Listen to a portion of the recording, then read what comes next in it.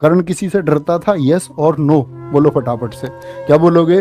भैया कर्ण किसी से नहीं डरता था। भगवान कृष्ण ने जाकर के समझाया, ठीक है, कि कर्ण जिस साइड में तुम हो ना, ये अधर्म का रास्ता है, ये अधर्म का रास्ता है, तुमको इस पक्ष में नहीं होना चाहिए। लेकिन कहते हैं कि यहाँ कर्ण से स्टूडेंट को ये सीखना चाहिए कि कितना जो तुमने चुनाव किया है, जो कुछ है, जो कुछ तुमको चुकाना है, जो कर्ज तुम्हारे ऊपर है, उन कर्ज के लिए, तुम उन कर्ज को चुकाने के लिए, चाहे वो माँ का हो, बाप का हो, दोस्त का हो, या किसी भी रिश्ते का वो कर्ज हो जो तुमको चुकाना है, वहाँ पर स्टूडेंट लाइफ में आपको कर्ण से सीखना चाहिए। ठीक है, क्या बोलोगे? कर्ण को भैया डर नहीं है। जब भगवान श्री कृष्ण ने सब कुछ समझा दिया कि तुम इन्हीं के भाई हो, तब भी कर्ण मतलब मानने को तैयार नहीं।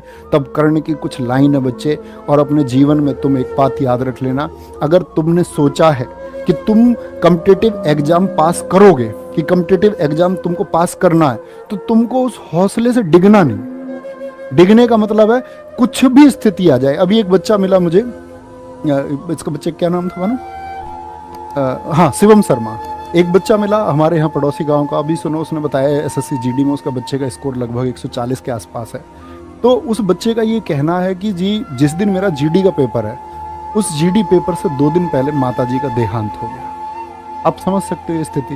बोला जी पिछला जीडी भी देना था, तो पिछले जीडी में भी मम्मी हॉस्पिटल में थी, तो मम्मी ने इस बार ये मुझसे बोला था कि तुमको तुम्हारी नौकरी पहले भी लग जाती और इस बार तुमको नौकरी लगना है। कह रहा कि भैया मम्मी एक्सपायर हुई है, 2 दिन पहले मैं पेपर देने गया हूँ। और कह रहा कि ये स्थिति है, मम्मी हमारी एक्सपायर हो गई। और कह रहे कि जो हमारे परिवार के लोग थे ना, जो हमारे चाचा जी थे, जिनके बेटे की भी सरकारी नौकरी, जिनके लिए हमारी माता जी ने सब कुछ किया, आज खाना तक नहीं दे रहे हैं, और खाना हमको खुद बनाना पड़ता है। तो मैं ये बोलता हूँ कि जीवन में सबसे बड़ा संघर्ष ये है, सबसे बड़ा संघर्ष ये है कि हमने जो कुछ तय किया है वो हम पाके रहेंगे, और उसको हमको पाने से कोई नहीं रोक सकता। उसमें कितनी भी विपत्ति आए, कितनी भी परेशानी आए, हम छोड़ेंगे नहीं। तो कर्ण की वो लाइन है, ये संभव हो सकता है सूरज पश्चिम में उग जाएगा, ये भी संभव हो सकता है कि धरती पर वृक्ष स्वयं अपने फल खा जाएगा, ये भी संभव हो सकता है कि जल अपनी शीतलता त्यागे, ये भी संभव हो सकता है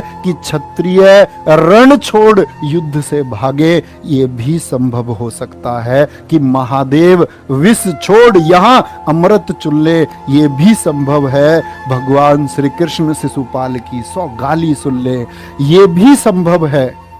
तो क्या कहते हैं फिर? कहते हैं मैं परशुराम का शिष्य कर्ण, मैं परशुराम का शिष्य कर्ण, गंगा भी मुझे बहा नहीं सकती, तीनों लोक और 10 दिशाएं मुझको हिला नहीं सकती। तो ये वो कॉन्फिडेंस तो अंदर रहेगा ना कि भाई मैंने ये तय कर लिया है और ये मैं करके रहूंगा, दुनिया की कोई यदि आप एक सकती, कुछ भी होगा, बीच में क्या हुआ पता नहीं, कितनी बार सिलेक्शन नहीं हुआ पता नहीं, कितनी बार मेरिट से 2 नंबर कम रह गए, 5 रह गए, किनारे से रह गए, मेडिकल नहीं हुआ इस बार, फिजिकल नहीं हुआ, नहीं पता। मुझको सिर्फ एक चीज पता है, मेरा टारगेट कि मेरी नौकरी लगेगी, और जब तक मैं उस टारगेट तक नहीं पहुंच जाऊंगा तब तक नहीं रुकता भाई, मैं किसी से भी नहीं रुक सकता, और दुनिया की कोई ताकत नहीं रोक सकती। ये वो चीज तुम्हारे अंदर जब आ जाएगी ना, तो बच्चे कोई नहीं रोक पाएगा।